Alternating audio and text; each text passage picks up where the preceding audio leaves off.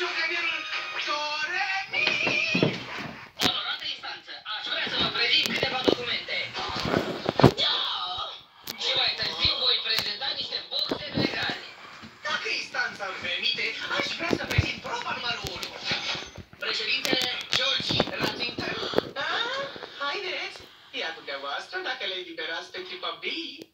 În încheiere, eu nu funcționez, tu nu funcționezi, automatul de dulciuri nu funcționează.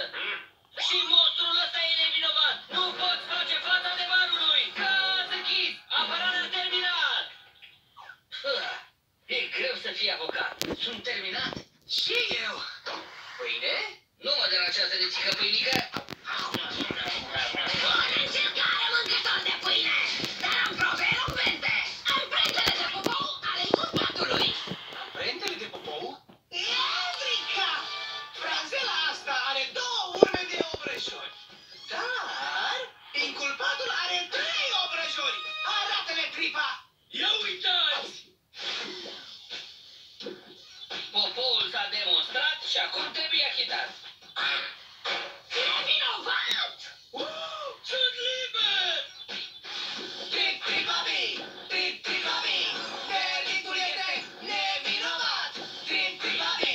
Trip-tripabi! Caz închis, noi te-am eliberat! Ah, ce dans drăguț! Bine fie, dați drumul!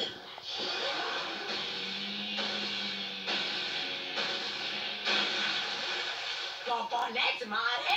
Ăsta chiar ești tu? Da, mamă! Acum că m-am maturizat, prefer să mi se spună Marele Bartolomeu! În sfârșit ai avut posteul de creștere bruscă nou? Mă gândeam eu. Cresc așa repede, nu-i așa? Așa se spune.